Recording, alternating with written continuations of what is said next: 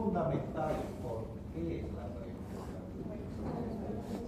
Y el surfactante alveolar también, ¿qué otro nombre tiene?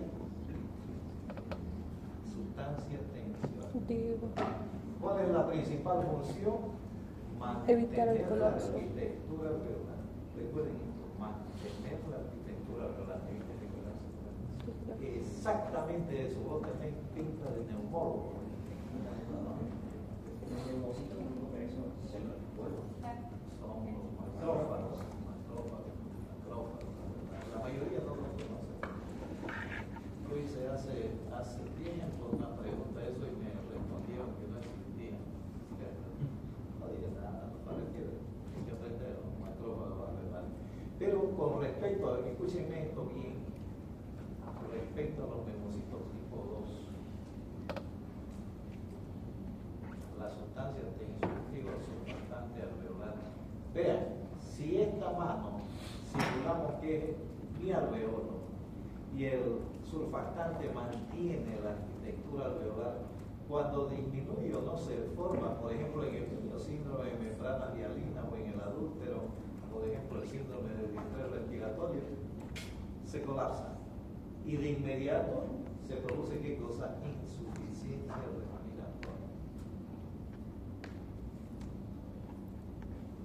Y vamos a ver radiográficamente cómo se manifiesta eso. Pulmón blanco. Terrible ver un pulmón blanco. Uno la tiene casi que perdida la batalla. Terrible, eso es. Por eso es que viene aquí esta multitud, ese es el viaducto dos Chá en Brasil, en una manifestación. Hay como 300 millones, otros dicen que un poquito más, un poquito menos, no hay problema, de alveolos. Entonces, si hay un colapso alveolar, el paciente entra en distrés y si es parcial, también en distrés leve moderado se ve, como vamos a ver más adelante. Entonces, también recordar que el mecanismo de la respiración está dado por la inspiración y expiración. ¿Determinado por qué? Por la mecánica ventilatoria. ¿Dada por qué? Por los músculos, en este caso, diafragma, intercostal, escaleno, esternocleidomastoideo, etcétera, etcétera, etcétera.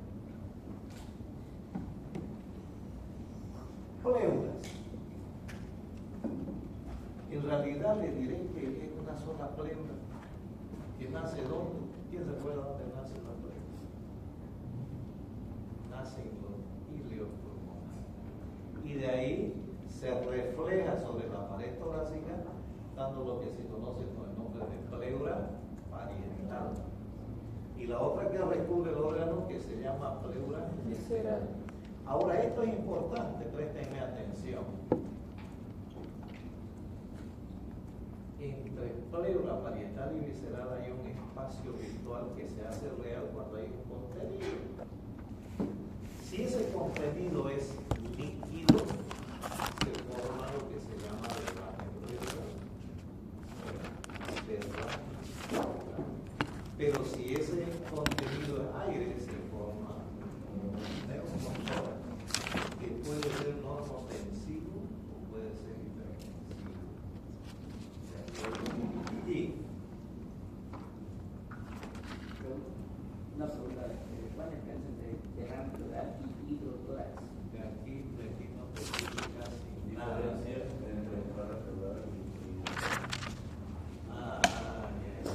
A ver, la palabra correcta es decir derrame pleural. ¿Por qué la pregunta? Porque primero no sabemos qué es lo que hay. Ahora, diferente es que el derrame pleural puede ser de diferentes causas. Por ejemplo, el derrame pleural.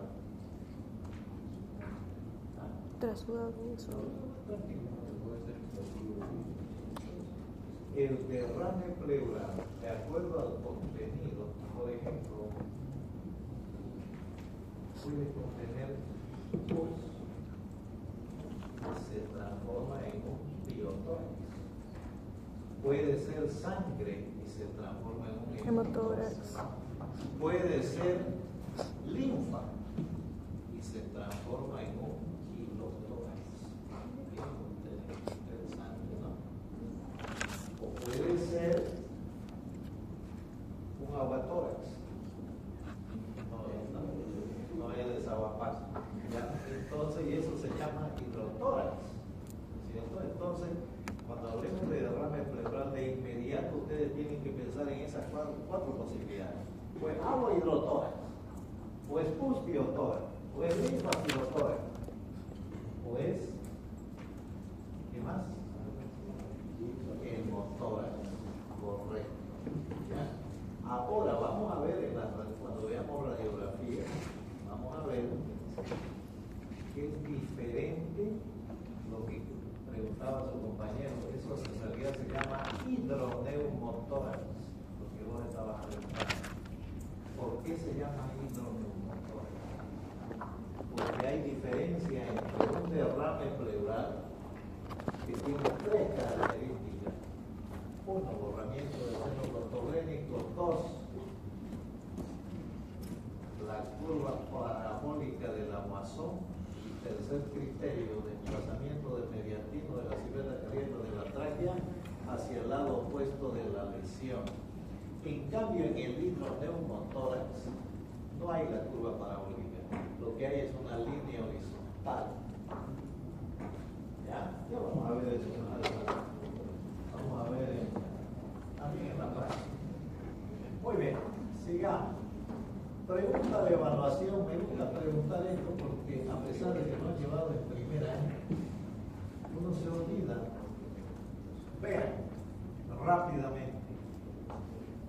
Escápula derecha, escápula izquierda. Esta radiografía es PEA, es la característica principal para saber si es una radiografía PEA o AP de tórax. ¿De acuerdo? Vean. Aquí está la tráquea, esa columna negra que hemos dicho que se divide en la región que corresponde al segundo espacio intercostal en el ángulo de Luis, y esta otra que se llama campo pleuropulmonar derecho, campo pleuropulmonar izquierdo. También se puede decir emisoras derecho e izquierdo, se puede, pero lo que no se puede decir es pulmón derecho y pulmón izquierdo, o no se debería decir, pero la mayoría lo dice. Observen, fíjense ustedes que aquí están los arcos costales, ¿ya? Uno de curvatura hacia arriba son los arcos costales posteriores que son enteramente óseos y otros que son anteriores que solamente se ve una parte, ¿ya? Recuerden, el 10º arco costal posterior está en relación con el seno prostofrénico derecho o izquierdo en una radiografía bien inspirada. En cambio, el seno cardiofrénico está en relación con el 6º arco costal anterior en una radiografía bien inspirada.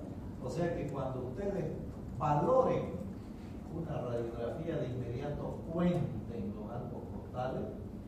Si vamos a suponer que solamente se pueden contar 8 arcos costales, quiere decir que esa radiografía está expirada. Para que esté bien inspirada, por lo menos debe estar o contarse hasta el 10º arco costal posterior y el 6º arco costal anterior en relación con el seno cardiofrénico. Muy bien. Y también esta radiografía sirve para ¿qué? Para ver la famosa silueta cardíaca, que normalmente en el lado derecho son 2 curvaturas y en el lado izquierdo son 3, aunque pueden haber 4 y hasta 5 en el izquierdo. En el izquierdo tenemos el primer botón, que es el aórtico, el segundo el pulmonar y el tercero el ventrículo izquierdo. Y en el lado derecho la aurícula derecha y la desembocadura de la cava superior. Cualquier imagen que borre la silueta cardíaca derecha es anterior y corresponde a lesión del lóbulo medio. cualquier lesión que borre la silueta cardíaca izquierda es anterior y corresponde a lesión de la língula. ¿De acuerdo? Si hay una lesión que no borra la silueta cardíaca derecha, pero se ve una lesión, entonces quiere decir que es posterior, y el lado izquierdo también. ¿Ya? Muy bien. ¿Para qué quiero yo esta radiografía? Aquí ven ustedes una línea vertical que es la línea medio external. Luego, la paraesternal derecha y al lado izquierdo, la medio clavicular derecha e izquierda, la axilar anterior, media y posterior, y las horizontales. Aquí la línea clavicular, la tercera costal, la sexta costal, la décima costal. Y fíjense cómo el tórax ha quedado dividido por región supraclavicular, o llamada también región de ¿quién? ¿Quién se acuerda? Por un punto, a ver, por 5, por 10, por 15, por 20, por 25.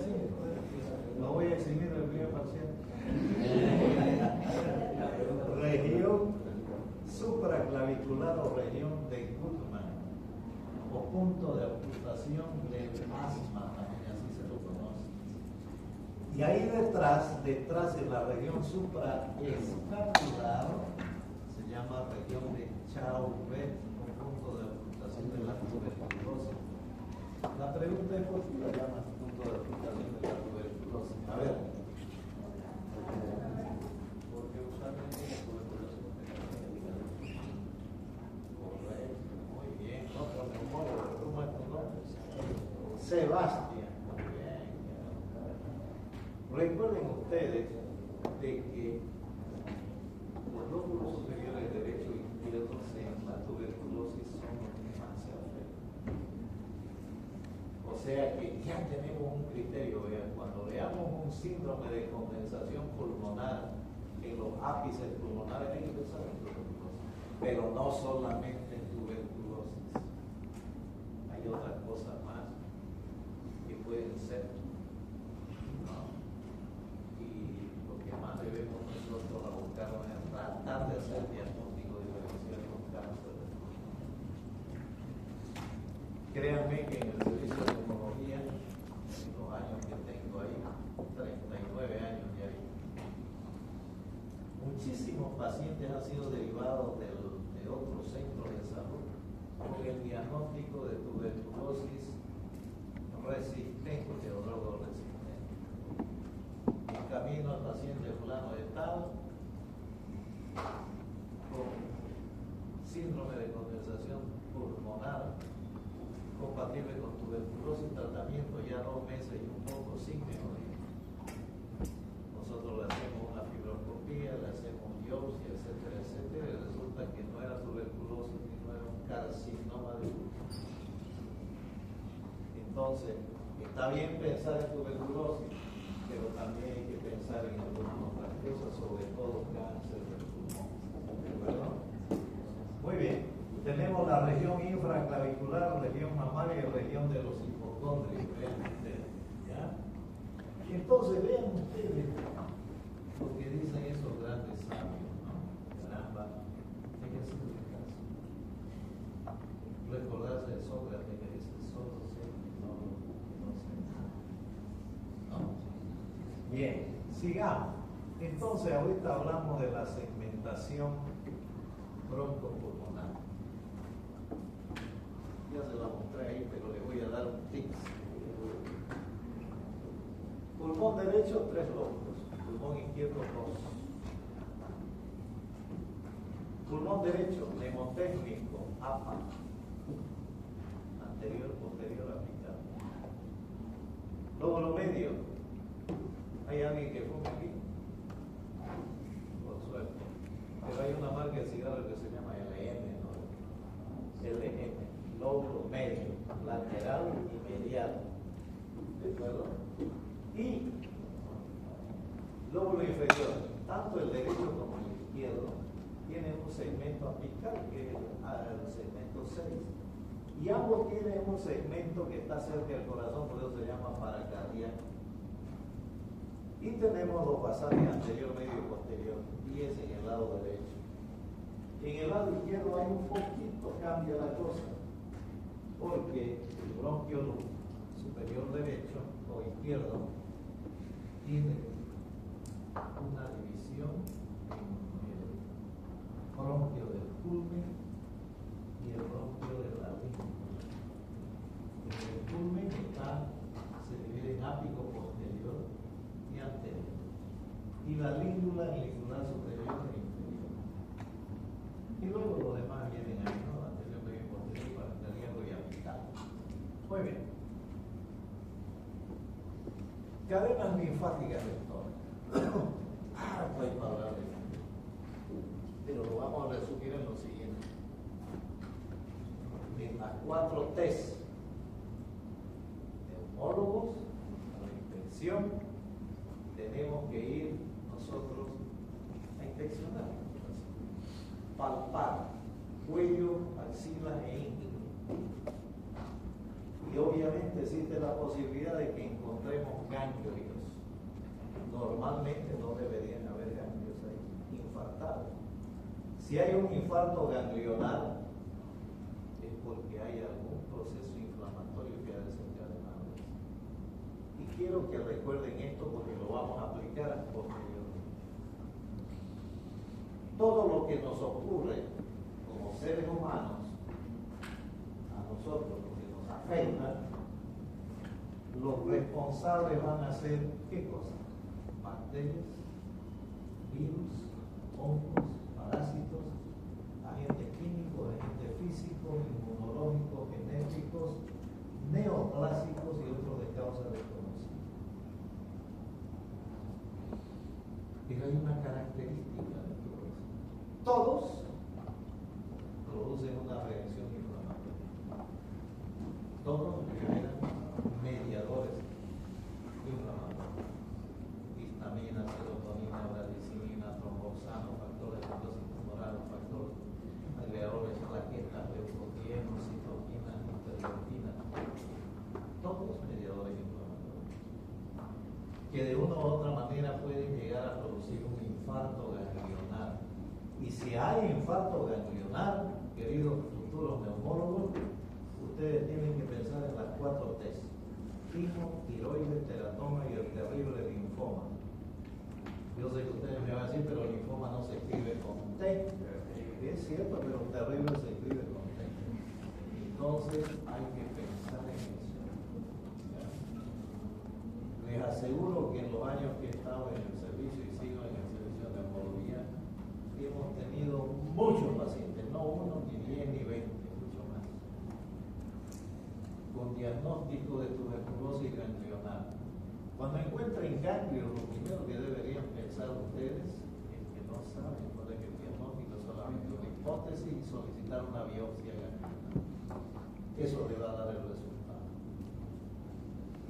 Lo he vivido con familiares, fallecido hace 7 años. Precisamente por una praxis no adecuada, ¿no? Acabó siendo un linfoma. Sucede eso, ¿de acuerdo? Bueno, recordar también que el bulbo raquídeo y la protuberancia son importantes. ¿Por qué? Porque están los centros respiratorios, ¿no? Y también esto que es importante, los corpúsculos carotídeos y aórticos. Todos, es increíble la función que tienen.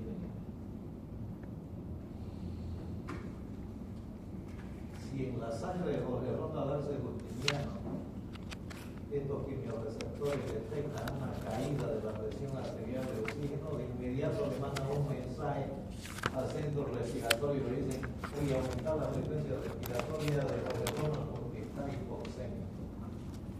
Y de allá el centro respiratorio le dice al centro cardiocirculatorio: pero vamos a aumentar la frecuencia cardíaca porque necesitamos bombear mayor cantidad de sangre oxigenada. Con eso les estoy diciendo que hay una respuesta fisiológica. Cualquier paciente que esté ventilando con una frecuencia respiratoria superior a 20, algo está pasando. Cualquier paciente que esté respirando con menos de 10 por minuto, algo está sucediendo. Recuerden esto, el paciente está taquipneico, le hacen una gasometría, con seguridad van a encontrar ustedes alcalosis respiratoria. El paciente está bradipneico, con seguridad van a encontrar acidosis respiratoria. Entonces es un signo de alarma, de inmediato. Y peor si tiene fiebre, tiene taquicardia, ¿de acuerdo? Me imagino que eso lo han visto en fisiología, en fisiopatología, lo vamos a ir aplicando paulatinamente. Muy bien. A ver, ¿quién lee esto? Vamos. Vamos, léanlo en voz alta. Sebastián. Doctor, hace una semana que no como, no duermo, no tengo, y no tomo agua. ¿Qué cree que tengo? Tiene hambre, sueño y sed. ¿Saben qué? Yo diría, ¿cuánta ciencia hay en esto? Verdaderamente hay mucha. ¿Saben por qué eso lo que vamos a estar nosotros escuchando de los pacientes? Nos van a decir que tienen y nosotros vamos a tener que interpretar. Vean ustedes, oír, leer, estudiar, memorizar, meditar, pensar. Vean ustedes cómo se va cumpliendo ya el proceso de enseñanza, aprendizaje. Y para eso tenemos elementos diagnósticos. No interesa la especialidad que ustedes hagan. Siempre van a ser estos tres aspectos: clínicos, laboratoriales y inmunológicos. Siempre el diagnóstico se va a basar en esto: la clínica, el laboratorio, la imagen. Y dentro de esos criterios clínicos, hoy día, me imagino que ya lo han debido ver en algún momento, me imagino, solamente me imagino, igual que John Lennon, me imagino. Entonces, ¿qué cosa? 10 elementos, 10 tips en neumología: la tos, la expectoración, la hemotisis, la disnea, la cianosis, la fiebre, el dolor torácico, los roncos, las sibilancias, los crépitos. ¿De acuerdo? Nuestros pacientes neumológicos van a tener 1, 2 o 3 o todos de estos tips. Les aseguro eso. Por ahí le va a aparecer un paciente que dice: doctor, lo único que yo tengo es tos. ¿Cuánto tiempo lleva tosiendo? Bueno, doctor, hace años que no hay algún problema ahí en la vía respiratoria. Y es en base precisamente a esto que nosotros vamos a estudiar neumología. Caramba, la tos. Es tal vez el síntoma más frecuente. ¿Que sirve para qué? Como un mecanismo de defensa y para eliminar precisamente el material que hay dentro de la vía respiratoria. Doctor, estoy resfriado. ¿De qué color sale el problema? Ahí parece clarita nomás como ahorita. Ya está. Doctor, estoy resfriado. ¿Cuánto tiempo lleva? Casi una semana. ¿Qué color de flema sale? Verde. El paciente ya está contaminado. Vean ustedes para qué sirve, ¿no? Vamos a seguir avanzando. La tos es un reflejo. A mí me encanta la región. 5 años viví con mi señora allá en Brasil. Mi hijo nació allá por si acaso. Nos íbamos los sábados generalmente a buscar feijoada, la mejor feijoada en el Hotel Hilton de San Pablo. Y eso lo sirve como un poco de farofa con harina, ¿no? Y a veces uno está hablando y de pronto se encaja y comienza a toser. Es un mecanismo reflejo. Hipersensible a la vía respiratoria. ¿Ya? Entonces, dijimos qué cosa: que la tos puede ser aguda, subaguda, crónica. Doctor, ¿cuánto tiempo lleva usted tosiendo? Como 4 o 6 meses. Crónica. ¿Cuánto tiempo lleva tosiendo? 3 o 4 semanas algunas. Vean ustedes cómo ya sirve eso para tener criterios neumológicos, precisamente. ¿De acuerdo? Entonces aquí tenemos el aparato respiratorio y nosotros lo vamos a estudiar ordenadamente. Primero, la vía aérea, después el parénquima pulmonar, después el sistema cardiovascular y luego las pleuras. Y como estamos hablando de tos, nosotros vamos por la vía aérea. Van a ver ustedes la infinidad de causas que tiene, de las varias, de las muchas que hay como causas de tos. Vean esto, asma, el tos, pero también la bronquiectasia, pero también el cáncer de pulmón, o los cuerpos extraños, ¿no? O la inhalación de gases. ¿Acaso cuando nos reprimían antes los policías que tiraban gas y uno comenzaba a toser, ¿no es cierto? Luego, causas de tos que afectan el parénquima pulmonar. Muchísimas causas también. Y dentro de eso podemos mencionar las neumonías, que son bastante frecuentes. Pero también esto, EPIT, enfermedad pulmonar intersticial difusa. Créanme que he recibido muchos pacientes con tos y ni siquiera una radiografía. Me dan jarabe para la tos. Uno le solicita una radiografía, una tomografía y se da cuenta que en realidad es una enfermedad pulmonar intersticial difusa que ustedes la han visto o la llevan como fibrosis pulmonar. Recordando que la fibrosis pulmonar es una de las muchas patologías que están englobadas en las enfermedades pulmonares intersticiales difusas. Y del sistema cardiovascular, por supuesto que también hay muchas, dentro de las que debemos destacar esta. Tos, edema agudo de pulmón y una insuficiencia cardíaca. Tos en el tromboembolismo pulmonar, ¿de acuerdo? Tos en el infarto agudo del miocardio. Entonces, miren ustedes, gracias a uno de estas sintomatologías podemos tener una idea de la multiplicidad de patologías que pudieran haber. Y de las pruebas ya queda un poquito más fácil eso, porque ahí con seguridad está lo que decía su compañero, derrame pleural neumotórax. ¿De acuerdo? ¿Hasta qué hora es la clase? ¿Cuánto todavía? ¿Ah? 20 minutos por ahí. Vamos. Muy bien. ¿Qué causas diversas de tos hay? Escucha, esto es interesante. Créanme que es muy interesante. Yo llevo 40 y pico años haciendo neumología y he recibido muchos pacientes tipificados como asma bronquial. Muchos. Y una de las cosas que ustedes deberían preguntar, si por ahí o preguntarse si ese paciente no tiene reflujo gastroesofágico. Sobre todo, si ese paciente es gordito, obeso, o ronca mucho, ya.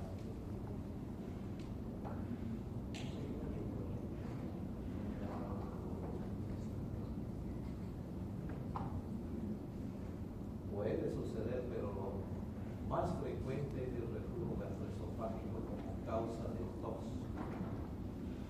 Como causa de tos. Tratados como asma bronquial. Lo único que yo hacía era hacerle una espirometría y después una endoscopía. También he hecho endoscopía, por si acaso. Y resulta que se ve ahí el reflujo gastroesofágico.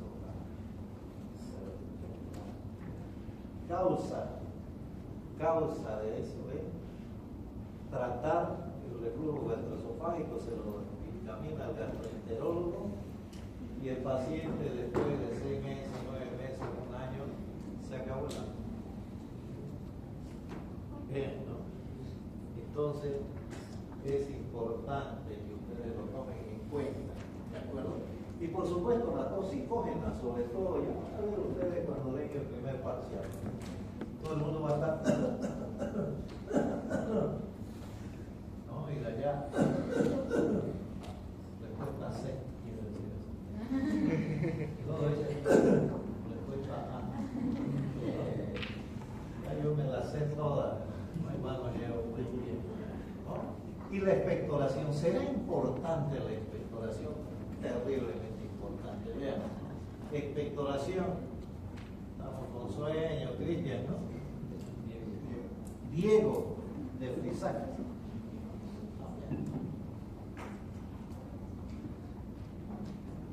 Tos con expectoración, blanca, cristalina, como si fuera clara de huevo, piensa en nada.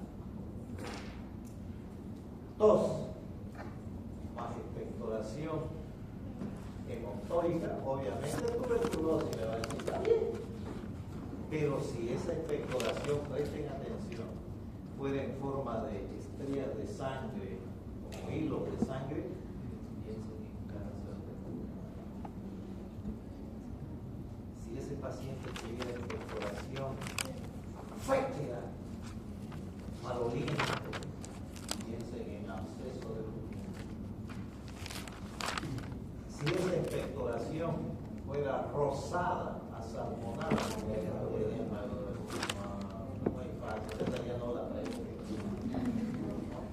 si fuera expectoración negra, y ahora, ¿quién podrá definirlo? Aspergillus niger.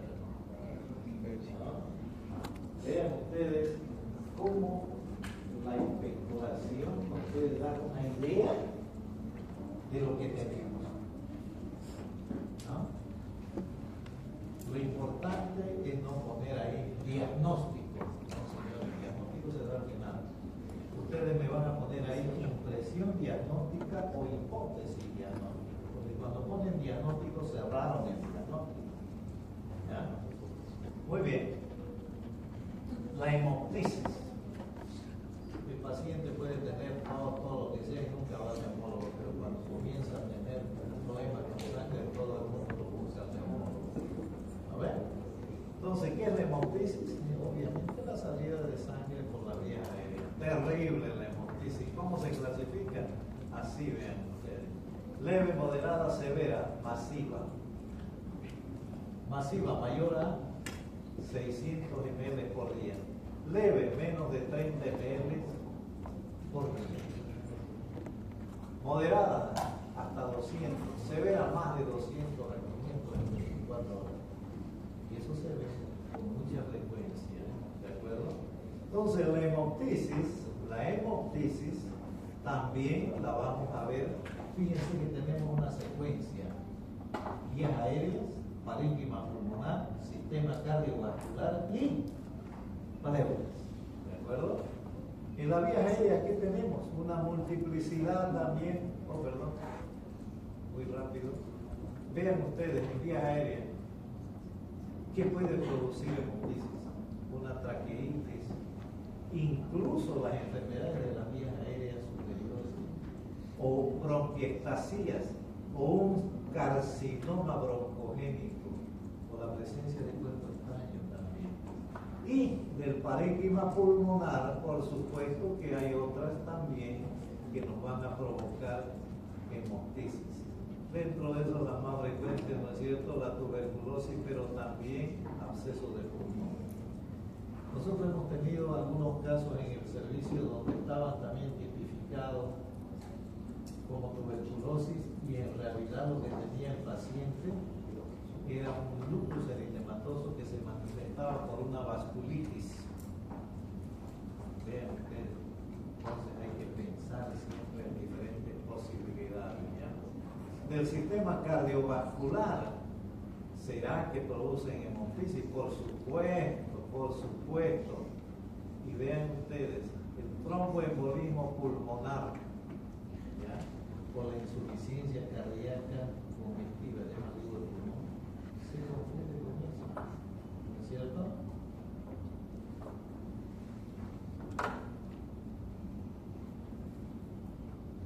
Bien,